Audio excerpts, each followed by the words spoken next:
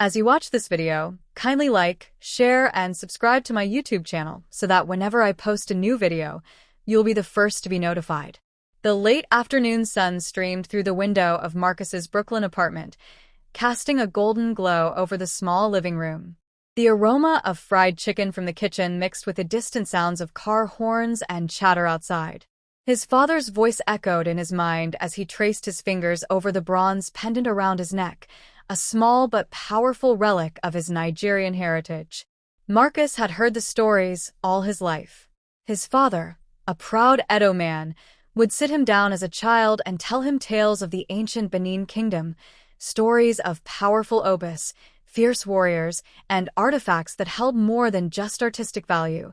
They carried the spirit of their ancestors. He often spoke of the lost treasures that once made Edo State a center of greatness, artifacts that were stolen, forgotten, or hidden away deep within the villages. "Son," his father would say, "our people were great not because of what we had, but because of who we were. The artifacts? They are just reminders of that greatness." Now, in his late 20s, Marcus found himself yearning to experience that greatness firsthand. His father had always wanted him to visit Nigeria, but between college, work, and life in America, it never seemed like the right time. Until now. Marcus glanced at his four best friends, David, Ryan, Eric, and Jason, who were lounging around the apartment. They'd grown up together in the same Brooklyn neighborhood, sharing dreams, struggles, and ambitions. Each of them came from Nigerian families, but their knowledge of their roots was limited to occasional family gatherings and the stories their parents told them. "You ever think about going back?" Marcus asked, breaking the comfortable silence. Ryan, who was sprawled out on the couch, looked up. "Back where's?" "Home," Marcus said. "Nigeria. Edo State, to be exact." Jason chuckled, shaking his head. "Man, Nigeria ain't home. Brooklyn is home. What would we even do out there?" David, always the more thoughtful one, leaned forward. "I mean, our parents are always talking about it, but none of us have actually been." Marcus took a deep breath. "Look, my dad told me something incredible about our homeland, Edo State. Have you ever heard about the lost artifacts of the Benin kingdom?" Eric raised an eyebrow. "Lost artifacts?" Marcus nodded. "Yeah, real treasures. Bronze plaques, ivory carvings, and stuff that made our people famous. My dad says those artifacts weren't just art. They were the soul of the kingdom. They made Edo great. Some of them are still in our ancestral villages, hidden away." Jason smirked. "Yeah, right. "And what? You think they're just sitting there waiting for us?" Marcus smiled. "Actually, yeah. My dad said our village still has a few artifacts that have been passed down for generations. He always wanted me to see them for myself." Eric rubbed his chin. "So, what are you saying? We should take a trip?" Marcus's eyes lit up. "Exactly. Let's go see them with our own eyes. Experience our roots for real, not just through stories." Jason groaned. "Man, you want us to trade Brooklyn for a village with no Wi-Fi?" David shrugged. "Come on, Jason. It wouldn't hurt to see where we come from." Ryan nodded. "Yeah, I mean, it could be cool. We've got nothing to lose. Plus, who knows? We might learn something about ourselves." Jason hesitated, but after a moment, he grinned. "All right, fine. But if I see one mosquito, I'm out." Marcus laughed. "Deal." The decision was made, and within a week, they had their flights booked. None of them had any real idea what to expect, but something deep inside told Marcus that this trip would change their lives forever. As he packed his bags that night, Marcus held the bronze pendant close to his chest. "Dad," he whispered to himself, "I'm finally going home."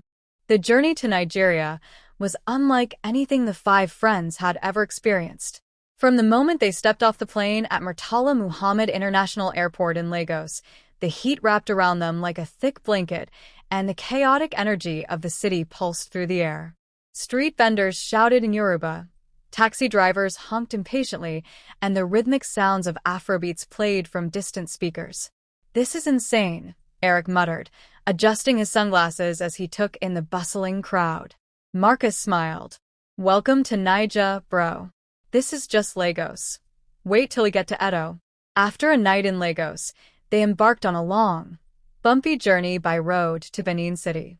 As they left the modern skyline behind and entered the rural heart of Nigeria, the scenery transformed into lush green landscapes dotted with palm trees and red clay roads. Villages passed by, each one filled with life.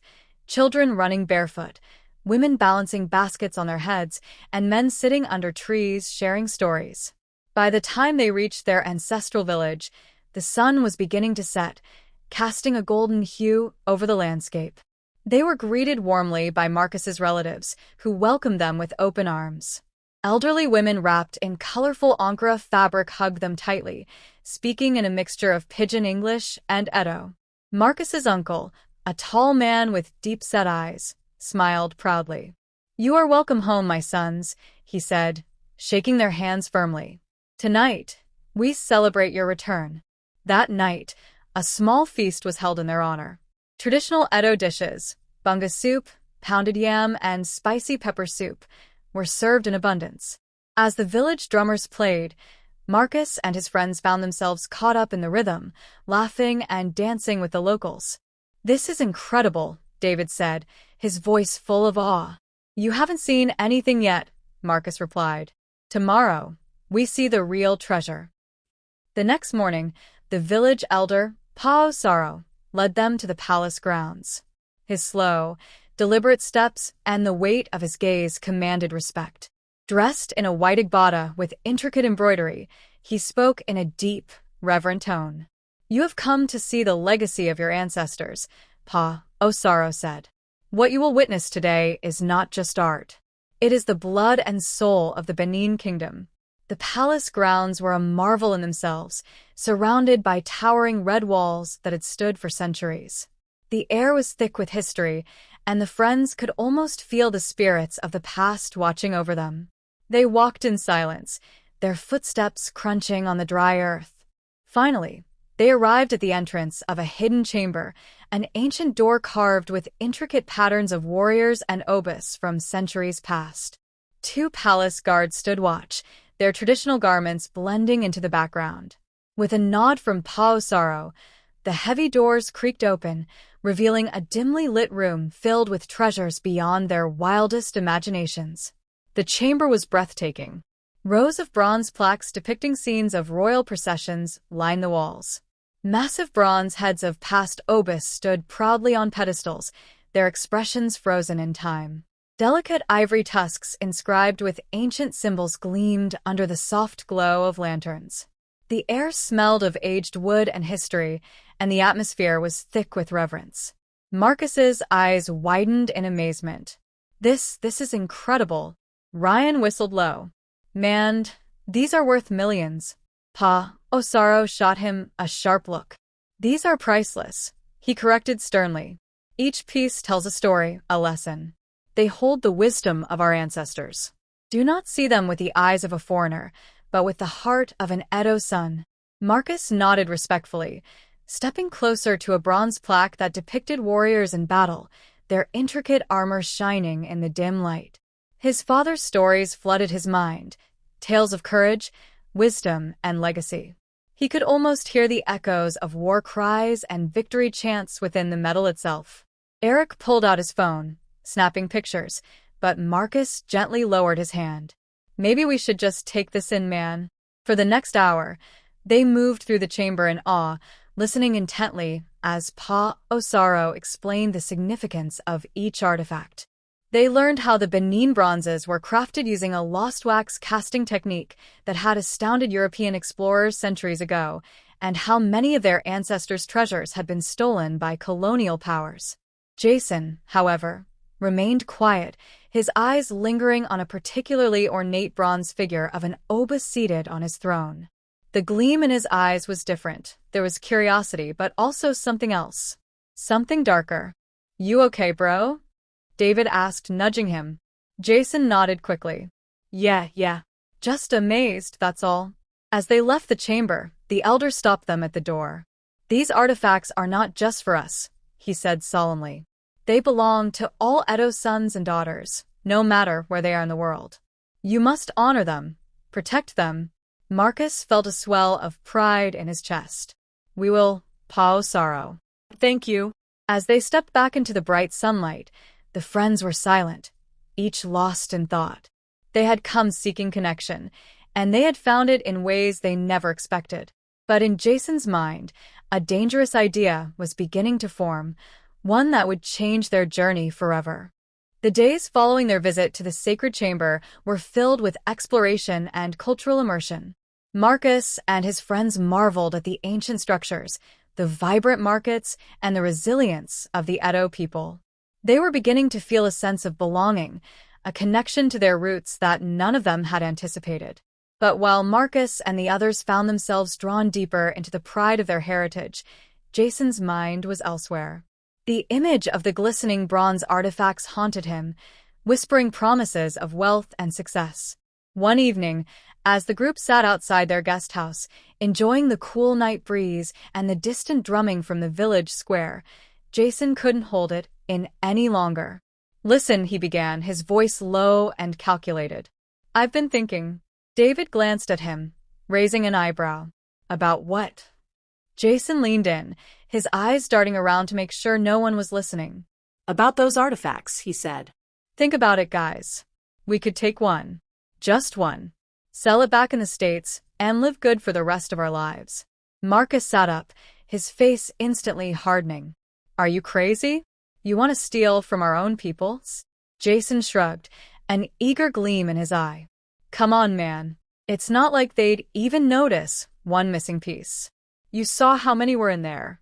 And besides, most of that stuff is already in European museums. Why shouldn't we take a little piece for ourselves?"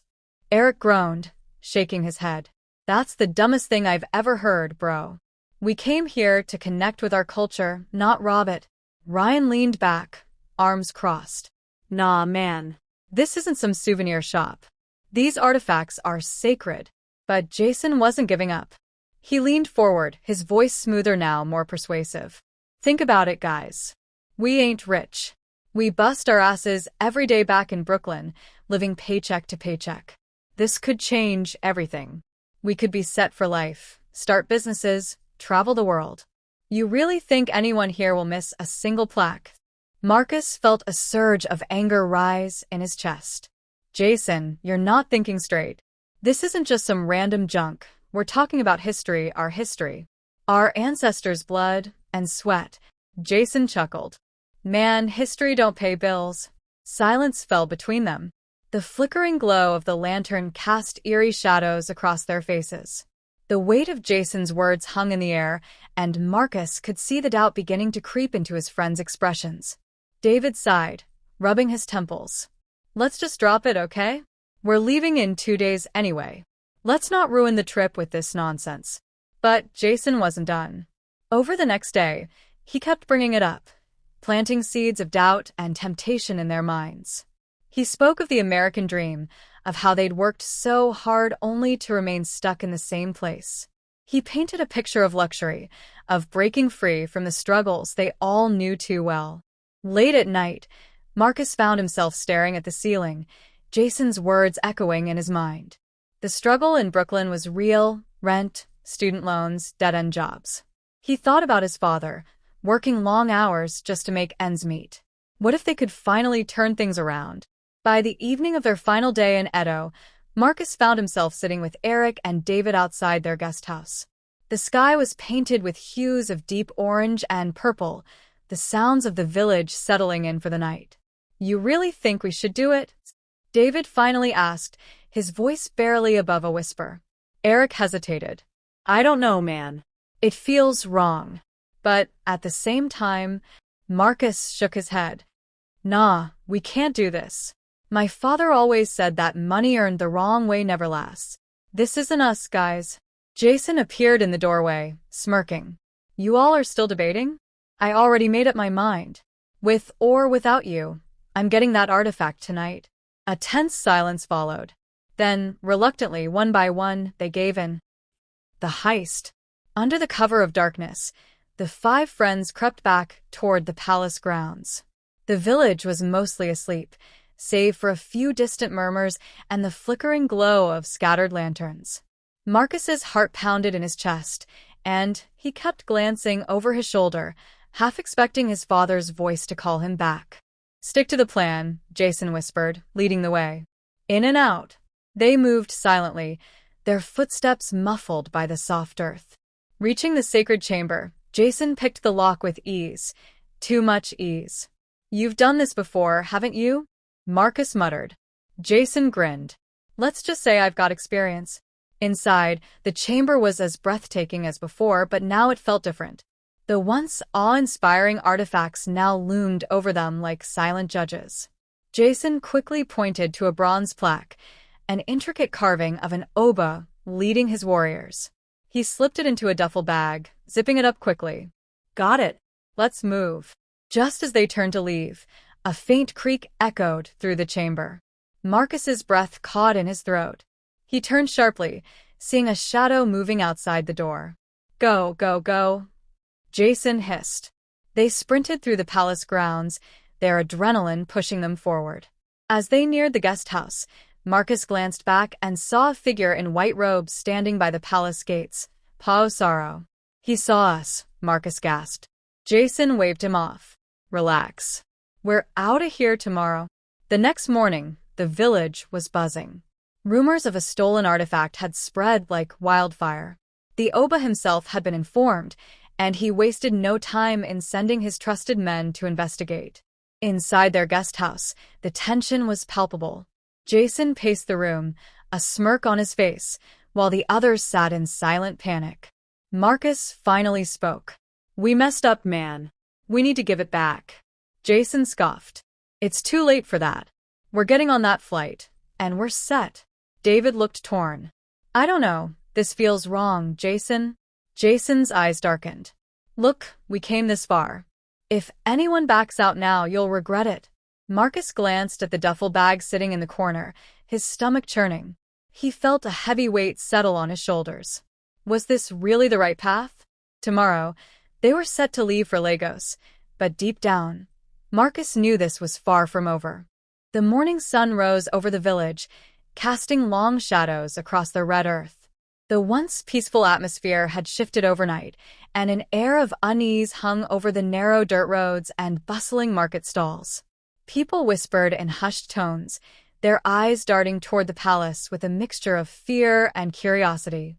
Inside the guest house, Marcus and his friends sat in tense silence, the weight of their actions pressing down on them like an invisible force. The stolen bronze plaque, now wrapped in cloth and tucked inside Jason's duffel bag, seemed to radiate an ominous energy. Marcus couldn't stop staring at it, his heart pounding in his chest. "We need to return it," he finally said, breaking the heavy silence. Jason scoffed from the corner of the room, arms crossed. "Man, you're tripping. We've come too far for that. Look, we're flying out today, all right? Once we're in Lagos, it's done." David ran a hand through his short hair, frustration evident on his face. "Jason, don't you get it? We're not dealing with some random street hustlers here. This is our history, our culture. And you really think they won't come looking for it?" Jason rolled his eyes. "Relax. No one saw us. We played it smart." Marcus shook his head. "You don't know that. Pa Osaro was there. I saw him. And trust me, these people take their heritage seriously. They won't just let this slide." Eric stood up abruptly, pacing the small room. "Man, I've got a bad feeling about this. We should just leave it somewhere and bounce." Jason's face darkened. "So you're all just gonna chicken out now? Fine. I'll do it myself." He grabbed the duffel bag, slinging it over his shoulder with a determined glare. Marcus shot to his feet. "Jason, don't be stupid, man." Before anyone could stop him, Jason pushed past them and stepped outside into the busy morning street, disappearing into the crowd. Marcus groaned, rubbing his temples. "This is bad. Real bad." Ryan sighed. "We better go after him before he does something even dumber." The pursuit begins. The streets of the village were alive with activity, vendors selling fresh produce, children chasing each other, and elders sitting beneath shaded canopies discussing the morning's events. Marcus and the others weaved through the bustling crowd, scanning the area for Jason. "Where the hell did he go?" David muttered, his eyes darting from one side of the street to the other. Eric pointed toward the main road leading out of the village. There. I see him heading toward the junction. As they hurried after him, Marcus noticed something that made his blood run cold. 6 men in traditional white garments moving swiftly through the market. Their faces were stern, their eyes searching. It's them, Marcus whispered. David followed his gaze. The king's men. Marcus nodded. Yeah. And they don't look happy. The men moved with precision, questioning villagers and pointing in their direction. We need to move. Now, Marcus said urgently, pulling Ryan by the arm. They broke into a run, pushing past confused villagers as they sprinted after Jason. The heat of the day bore down on them, sweat dripping down their faces as they finally reached the edge of the village. There, standing near a parked car, was Jason, calmly leaning against the vehicle, the duffel bag at his feet. What the hell are you doing?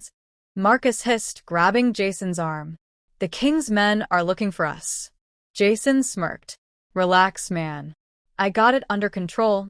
Before anyone could respond, the sound of approaching footsteps echoed behind them. The 6 men had found them. There they are, one of them shouted in Edo, pointing directly at Marcus and Jason. Go. Go. David yelled. Jason grabbed the duffel, and they sprinted toward the car. Eric fumbled with the keys, finally unlocking the doors, and they all piled inside. The engine roared to life, and with a screech of tires, they sped off down the dusty road. Marcus glanced in the rearview mirror. The king's men were already jumping onto motorcycles, kicking them to life, and speeding after them in pursuit. Oh, this is bad, Marcus muttered, gripping the dashboard. The car bounced along the uneven road, kicking up clouds of dust behind them. Faster, Eric. Marcus shouted. Eric gritted his teeth. I'm going as fast as this thing can go. Jason, instead of panicking, was laughing. Come on, this is kinda exciting, right? Marcus glared at him. You're insane, man. The motorcycles were gaining on them, the riders weaving through the traffic of donkeys, pedestrians, and other vehicles with alarming speed. One of them pulled up beside the car, banging on the window. Stop the car now, or it will be worse for you, the man yelled in heavily accented English. Jason clutched the duffel bag tighter. We ain't stopping. Suddenly, the road forked. Eric hesitated. Left or right? Left. Toward the highway. Marcus shouted. Eric swerved left, the car skidding onto a paved road leading toward Benin City. The motorcycles followed relentlessly, but Marcus could see their time was running out. Ahead, the large highway stretched toward the airport. We're almost there, Ryan shouted. The airport loomed in the distance, its gates promising safety and escape. But just as they thought they were in the clear, another vehicle cut in front of them, a black SUV with tinted windows. The car screeched to a stop. Before they could react, the doors of the SUV opened, and Pao Saro stepped out, his expression grim. Young men, he said calmly, adjusting his agbada, you have made a grave mistake. The king's men surrounded them, their faces stern but not hostile. Jason swallowed hard, for the first time looking unsure. So, what now? Back in the village, they stood before the Oba himself, a regal figure adorned in red coral beads, his eyes piercing into their very souls. The atmosphere in the grand hall was heavy with disappointment and judgment. The stolen artifact sat on a silk cloth before them, a stark reminder of their betrayal. Pao Saro spoke first, his voice filled with wisdom and restraint. Do you understand what you have done? Marcus, his head bowed, spoke up. We do, sir. And we're sorry. Truly? Jason, uncharacteristically subdued, finally looked ashamed. I messed up. We all did. The Oba studied them for a long moment before speaking. You are sons of this land, even if you were born far away. It pains me to see you dishonor your ancestors in this way. Marcus felt the weight of those words deep in his chest. Please, your majesty. We want to make it right. The Oba sighed. You will not be punished. Instead, you will stay and learn. Understand what you almost stole from your people. Only then can you return home. A mixture of relief and shame washed over them. Marcus knew they had a long road ahead to redeem themselves. not just in the eyes of the Oba, but in their own hearts. The days following their capture were unlike anything Marcus and his friends had ever experienced. They had expected punishment, maybe even jail, but instead, they were met with something far more challenging: accountability. The Oba, in his wisdom, had decided that rather than handing them over to the authorities, they would remain in the village for an extended stay, immersing themselves in the culture and traditions they had so carelessly tried to exploit. They were not prisoners, they were students. At first, Jason resisted. "Come on, man. This is just a delay.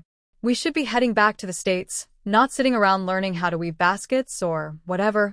Pa Osaro, the elder who had first caught them, merely smiled at Jason's complaints. "You are here to learn not just the value of these artifacts, but the spirit behind them. If you do not know your roots, you will forever be lost." Marcus, however, embraced the experience. Every morning, he woke early to join the palace craftsmen, watching them meticulously carve intricate designs into brass and bronze. One day, an elderly sculptor named Baba Eniton pulled him aside. "Do you know what you almost took?" Baba Eniton asked, holding up a small, newly crafted bronze mask. Marcus shook his head. "This," Baba Eniton continued, "is not just metal. It carries the spirit of our ancestors. Every stroke, every design, tells a story of our past, of kings who ruled with wisdom, of warriors who fought with honor, of families who thrived despite hardship. Do you see it now?" Marcus stared at the mask, feeling something stir deep within him. For the first time, he truly understood the significance of what they had tried to take. It wasn't just an object, it was history, pride, and identity. Later that day, Marcus found Jason sitting under the shade of a palm tree, staring at the village children playing nearby. "You good?" Marcus asked, sitting next to him. Jason sighed. "Man, I didn't think it would feel like this." "Like what?" "Like guilt. When we were running with that artifact, it felt like a game, like some kind of hustle. But now..." Jason shook his head. "Now I get it. This place, it's more than I thought." Marcus patted his friend's shoulder. "It's never too late to make things right." Over the next few weeks, the friends found themselves drawn into the daily life of the village. They worked alongside farmers in the fields, helped local artisans, and sat at night listening to the elders tell ancient stories around the fire. Eric, who had always been fascinated by history, became engrossed in the stories of Queen Idia and the Oba warriors who defended the kingdom against invaders. "Man, I can't believe we never learned any of this back in school," he murmured one night. Ryan nodded. "Yeah, they don't teach this back home. They barely touch on African history. It's all about slavery and struggle, but not the greatness that came before." David, who had initially been the most skeptical about staying, found himself deeply moved by the resilience and wisdom of the Edo people. He bonded with a group of young men who were learning to become palace guards, training in traditional martial arts and cultural values. One evening, Pa Osaro gathered them in the palace courtyard. "You see now," he said, "that our culture is not for sale. It cannot be stolen. It lives in our hearts, in our hands, and in our stories. The artifacts are only reminders. The true treasure is the knowledge and pride you now carry." Marcus bowed his head. "We understand now, sir. And we're sorry for what we did." Pa Osaro nodded. "Apologies are empty, without action. So tell me, what will you do when you return home?" The group fell silent, each of them reflecting on how they had changed since their arrival. "I want to tell our people back home," Marcus finally said.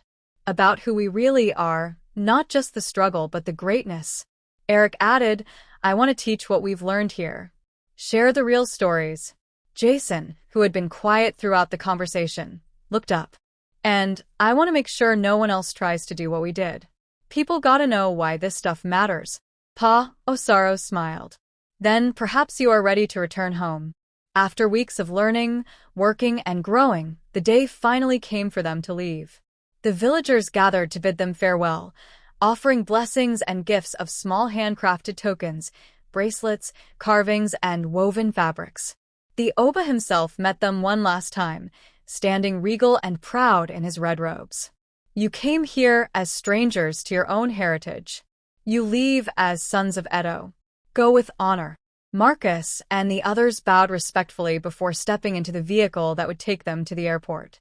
As they drove away, Marcus stared out the window at the land that had changed them. "Man," David said with a wistful smile. "This was one crazy trip." Ryan chuckled. Yeah. "But worth it." Jason, looking at the bracelet an elder had given him, whispered, "Definitely worth it." Arriving in Lagos, the bustling modern city felt almost foreign after their time in the village. Yet something inside them had changed. The same noise and rush that once felt like home now seemed distant, because home wasn't just a place, it was a connection to something deeper. Returning to the US, they wasted no time in putting their newfound purpose to work. Marcus reached out to community centers in Brooklyn, offering to hold workshops on Edo history and African heritage. Eric started a podcast, sharing stories and interviews with elders from the village via virtual calls. Jason, surprisingly, became the most passionate advocate. He spoke at local schools, warning young people about the dangers of cultural exploitation and how priceless their heritage was. One evening, after a long day of work, the five of them sat together in Marcus's apartment, reminiscing about their trip. "You know," Ryan said, "I used to think Africa was just a place we talked about in stories, but now, I get it. We're part of it." Marcus smiled. "Yeah, we are." David raised a glass. "To Edo. To our roots." They clinked their glasses together, a silent promise that they would never forget the lessons they had learned.